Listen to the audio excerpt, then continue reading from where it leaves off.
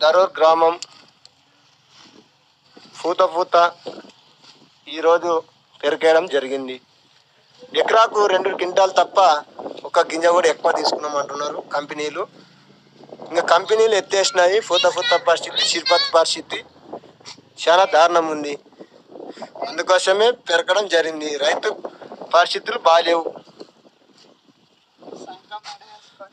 ఇంకా మునుపటి కాలం రైతులు చెట్లకి ఆత్మహత్యలు ఊరు పోసుకొని వస్తుండ్రి. ఇప్పుడు ఏముంది? ఇప్పుడు కూడా అదే పరిస్థితి వస్తుంది.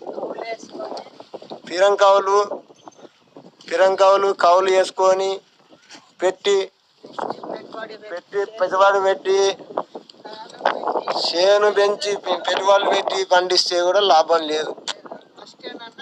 ఫస్ట్ గింజలను పోయి పిరంకావులకి వేసుకొని కౌలు నెత్తి మీద ఒక ఎకరాకు ఏం లేదన్నా 50, 40, 35 నుంచి 40-45 వేల మధ్య ఉన్నాయి కౌలు. పరిస్థితి దారుణం ఉంది. ఏం చేయలేం. రైతుకి నష్టపరిహారం ఎవరిస్తారు?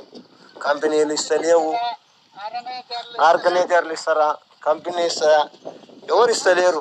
చేతులు ఎత్తేసినారు. అయిపోయింది.